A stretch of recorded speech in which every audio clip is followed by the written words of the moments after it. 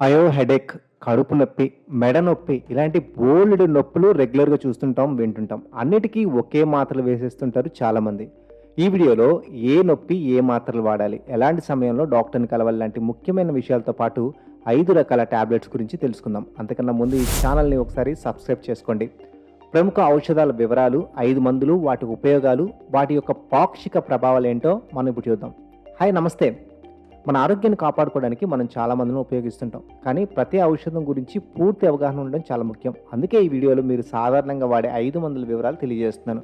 ఈ ఔషధాలు వాడేటప్పుడు మీరు తప్పనిసరిగా అవగాహన పొందాలి. అందులో మొదటిది పారాసిటమాల్. ఈ టాబ్లెట్ ఉపయోగాలు ఏంటో ఒకసారి చూద్దాం. పారాసిటమాల్ ప్రధానంగా జ్వరం, శరీర నొప్పులు మరియు తలనొప్పి నయం చేయడానికి వాడతారు.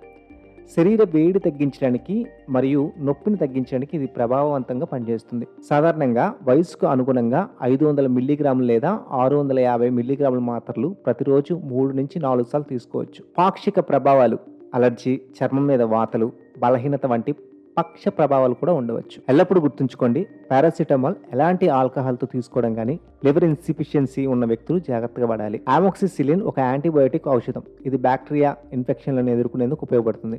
శ్వాసకోశం, కప్పు, మూత్రపిండం సంబంధిత ఇన్ఫెక్షన్లో ఉపయోగిస్తారు. దీని డోసెస్ ఎలా తీసుకోవాలంటే సాధారణంగా 250 మిల్లీగ్రాముల నుండి 500 మిల్లీగ్రాములు రోజుకి 3 సార్లు తీసుకోవచ్చు.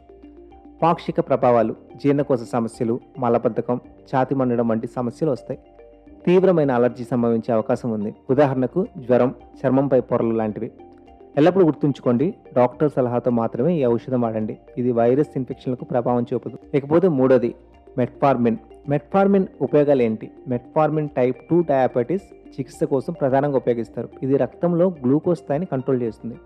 దీని డోసేజ్ ఎలా తీసుకోవాలి? సాధారణంగా 500 మిల్లీగ్రామ్ లేదా 800 మిల్లీగ్రామ్ టాబ్లెట్లు 2 నుండి 3 సార్లు తీసుకోవచ్చు.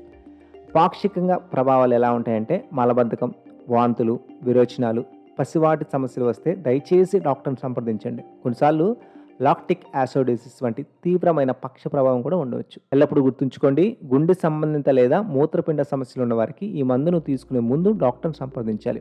ఇకపోతే నాలుగోది సెటికేటరిజిన్. సెటిరిజిన్ టాబ్లెట్ అని కూడా అంటారు దీన్ని.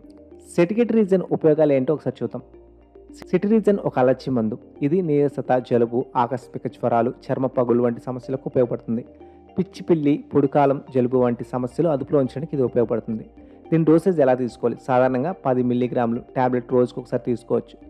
పాక్షిక ప్రభావాలు ఎలా ఉంటే చూద్దాం. నిద్రబారిన భావన, నొప్పులు, నీలి పేగులు వంటి చిన్న పాక్షిక ప్రభావాలు కనిపించవచ్చు. ఎల్లప్పుడూ గుర్తుంచుకోండి, ఎక్కువ డోస్ తీసుకోవడం వల్ల నిద్రపోవడం లేదా ఇతర పాక్షిక ప్రభావాలు పెరిగే అవకాశం ఉంటుంది. ఇకపోతే నెంబర్ 5 ఓమిప్రజోల్. ఓమిప్రజోల్ ఉపయోగాలు ఏంటి? ఓమిప్రజోల్ గ్యాస్ట్రిక్ ఆమ్లం సమస్యలు, అజీర్ణం, హార్ట్ బర్న్, అల్సర్ వంటి సమస్యలకు ఉపయోగపడుతుంది. ఇది గ్యాస్ట్రిక్ ఆమ్లాన్ని నియంత్రించడానికి మరియు అజీర్ణం నుంచి ఉపశమనం పొందడంలో ఉపయోగపడుతుంది, సహాయపడుతుంది కూడా. దీని డోసేజ్ ఎలా తీసుకోవాలి? సాధారణంగా 20 నుంచి 40 మిల్లీగ్రాములు రోజుకు ఒకసారి తీసుకోవచ్చు. పాక్షిక ప్రభావాలు ఎలా ఉంటాయి? వాంతులు, డైరీ, విరోచనాలు లేదా చర్మంపై దురద ఉండొచ్చు. ఎల్లప్పుడూ గుర్తుంచుకోండి, ఎక్కువ సమయంలో తీసుకోవడం వల్ల మైక్రోన్యూడియం సమస్యలు మరియు విటమిన్ B12 లోపం సమస్యలు రావచ్చు. ఈ 5 మందుల వివరణ మీకు ఉపయోగపడిందని నమ్ముతున్నాను. ఈ ఔషధాలు ప్రతిసారి వాడే ముందు డాక్టర్ సలహా తీసుకోవడం తప్పనిసరి. ఈ వీడియో మీకు సహాయపడితే, ఉపయోగపడితే దయచేసి ఈ ఛానల్ని సబ్స్క్రైబ్ చేసుకోండి. మరిన్ని ఆరోగ్య సమాచారం కోసం ఈ ఛానల్ని ఫాలో అవ్వండి. ధన్యవాదాలు.